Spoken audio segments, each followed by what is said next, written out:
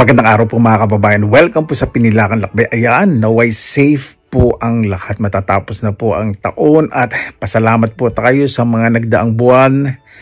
Marami pong mga pagsubok na nagdaan sa personal nating buhay, sa bansa at sa buong mundo. At magpasalamat po tayo lagi sa Panginoon dahil nandito pa po tayo. Diba? Napakaswerte po natin. Unang-una po gusto ko pong magpasalamat sa Panginoon siyempre sa lahat-lahat po ng pagsubok, biyaya, lahat po napakarami po sa aking mga mahal sa buhay sa Pilipinas at dito po sa Finland at syempre sa inyo po na sumusuporta at naniniwala po sa akin. Ang taon na 2024 ay napakarami pong biyayang binigay po sa akin. Natapos po ang aking bahay sa Pilipinas at ngayon po ay talagang ninanamnam ko po ang bawat sandali kapag nagbabakasyon po sa Pilipinas. Una-una, yun po ang pangarap po sa akin ng aking mga magulang na natupad. Siyempre, pangarap din po nila yun bilang biyaya po na nakikita po nila sa kanilang anak. Tulad po kaming magkakapatid. Ang pagkakaroon po ng bahay sa Pilipinas ay isa pong biyaya na talagang binabahagi ko po sa aking mga kapatid. At kung ano po yung biyaya na natatanggap ko po ay binabahagi ko po sa abot po ng aking makakaya. Papasalamat po sa aking mga magulang dahil nandiyan po sila na kahit anong mangyari, talagang nakasubaybay po sila sa akin. Maraming salamat po sa inyo pagtsatsaga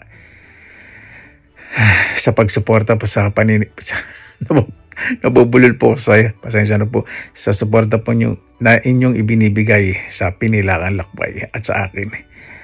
Lagi ko naman pong hiling na ligtas po tayong lahat lagi.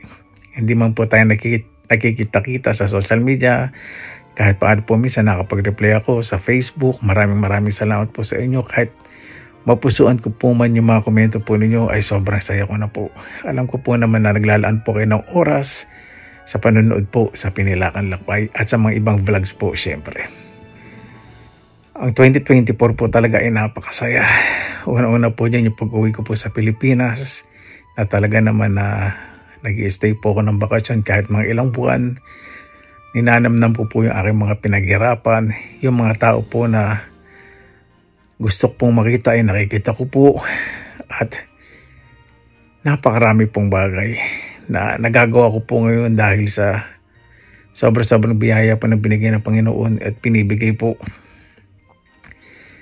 Kaya sa ngayon po na darating na bagong taon, marami po tayong mga New Year's resolutions na talaga namang gusto natin gawin.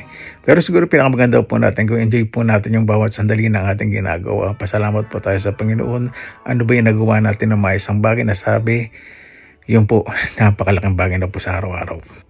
Pasensya na po, lagi pong inuulit yung aking bahay po sa Pilipinas dahil ni sa pangarap po talaga ay hindi ko po lubos maisip na magkakaroon po ng sariling bahay sa Pilipinas.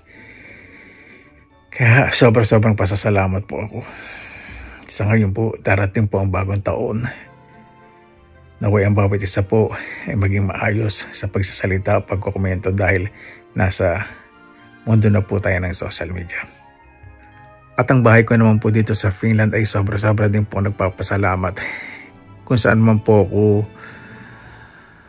mapunta sa Pilipinas o dito sa Finland, maraming salamat po sa inyo pong lahat na sumusuporta.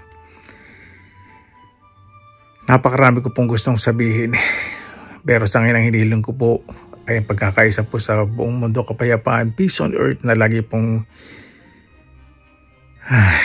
hinihiling po natin. Siguro unahin po natin sa ating mga sarili na magkaroon tayong peace of mind. Alisin po natin ang mga galit sa puso. Huwag na po natin pansinin yung mga hindi magagandang bagay na nakikita po natin sa ibang tao at mag-focus po tayo. Mag-focus po tayo sa ikaungulad po ng ating pamumuhay. Yun lang po mga kababayan. Maraming salamat naman po sa inyong oras na inlaan sa Pinilakan Lakbay. Manigong bagong taon po sa inyong lahat. Lagi ko po sinasabi, God bless. Ingat po lagi. Magandang araw.